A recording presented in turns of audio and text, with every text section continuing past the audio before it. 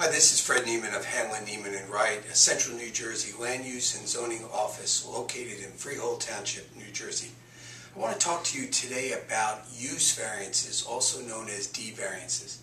Now, I've practiced zoning and planning law for almost 30 years. In fact, my first professional appointment was representing the Colts Neck Board of Adjustment, and nothing was more frustrating or difficult than trying to understand the law that applies to use variances and variances related to changes in structures.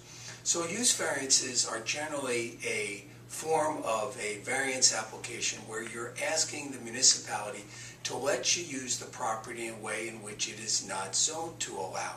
For example, if you want to build a warehouse but the property is in a residential zone, that's a non-conforming use. In other words, you're proposing a use which is contrary to the residential zoning district.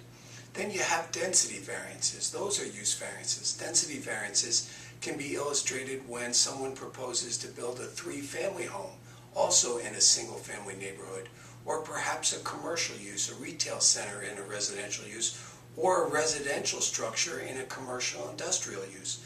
Anytime the nature of the application is for a use different than what is zoned for or allowed, that triggers a use variance.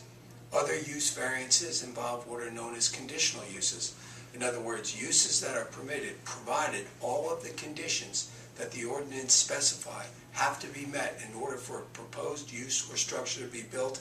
Each and every one of those conditions must be satisfied, and if they are not, then you have to apply for a conditional use variance.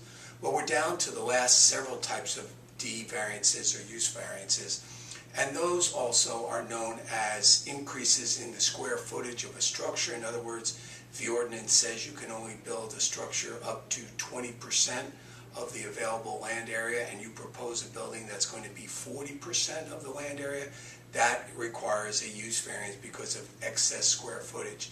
And finally are the height variance. In fact, my first major reported case was to the New Jersey Supreme Court, where I offered an opinion that an increase in the height of a structure qualified as a D variance rather than a C variance. There's a whole bunch of other additional requirements for successfully proving and obtaining a D variance or relief in the ordinance. Read over the site, get a feel for it.